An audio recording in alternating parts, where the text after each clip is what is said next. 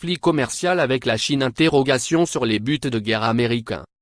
Où cela va-t-il finir? Les marchés financiers sont perplexes face à la guerre commerciale qui s'engage entre les États-Unis et la Chine, le Dow Jones ayant fini dans le vert, mercredi 4 avril, après avoir fait un yo-yo de 700 points dans la journée.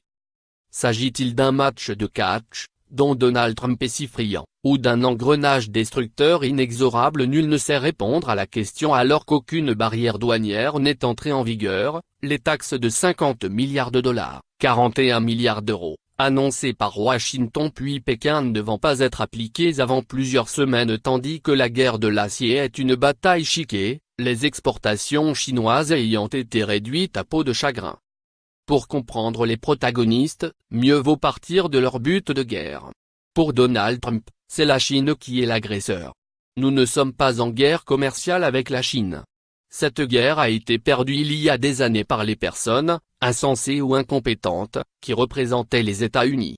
Maintenant, nous avons un déficit commercial de 500 milliards de dollars, auquel s'ajoute le vol de propriété intellectuelle pour 300 milliards.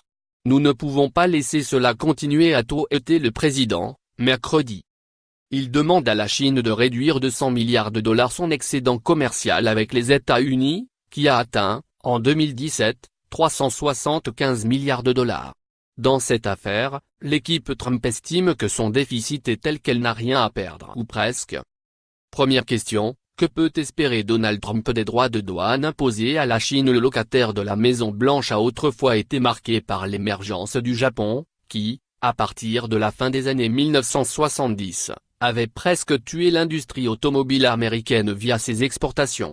Le compromis trouvé fut la production de voitures de marque japonaise sur le sol des